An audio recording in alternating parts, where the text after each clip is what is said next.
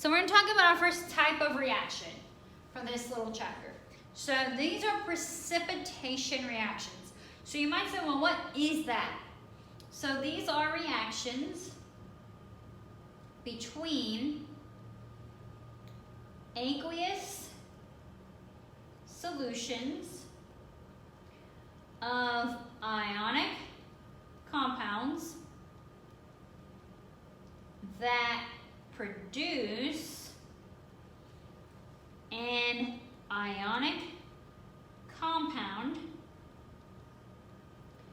that is insoluble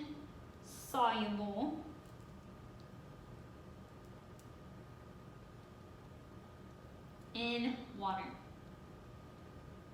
And this insoluble ionic compound is what we call a precipitant, which is why we have the name precipitation reactions. So you can think about this. This is an ionic compound that's aqueous, is going to react with another ionic compound that's aqueous. They'll produce some sort of compound. One compound is going to be insoluble, which will be a solid, and then usually another one that's aqueous. Okay, so this is a reaction between two aqueous solutions of ionic compounds that produce an ionic compound that is insoluble in water. So if it's insoluble, it's not going to dissolve. And this is my precipitate, the compound that will not dissolve. So we can look at an example here. See if I can zoom into the title. There we go. All right, so if we look at this, we have Ki, which is potassium iodide, and it's an ionic compound, mixed with our lead 2 nitrate, which is also ionic. So we have two ionic compounds that are both aqueous.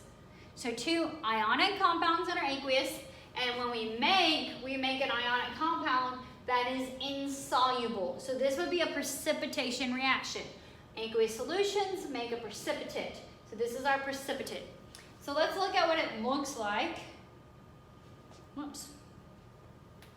So here's my Ki solution. It's just a clear liquid water.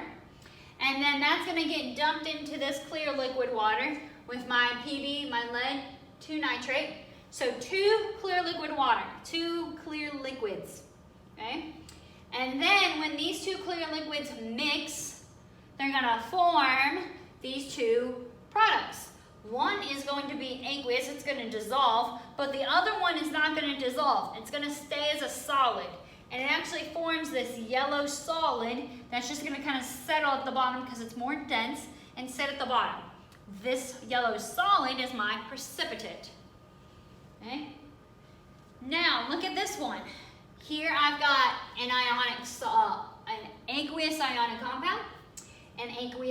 compound, but I don't make any solids. So this is not a precipitation reaction. Because to be a precipitation, you have to have the two ionic aqueous compounds, and you have to make a solid. I didn't make a solid. So this is actually no reaction at all. Because I have my Ki, my clear liquid. It's going to dump into the NaCl, clear liquid. And then what happens is none of these ions are going to react. They all just kind of float around, and so we end up getting a no reaction because nothing's going to react together to form a solid precipitate. So this is not a precipitation reaction. So then we want to say, well, how do I know if it's going to be a precipitation reaction or not? So here I can just look at these and know because these two have two aqueous products, and this one had a solid product. But what if I'm writing the reaction? How can I predict what the compounds that are going to be made are? And then how can I also predict if it's going to be a solid, a liquid, a gas, aqueous, whatever? So on the next lecture, what we're going to do is we're going to start learning about the process for actually predicting these products and determining the solubility. So we'll do that on the next lecture.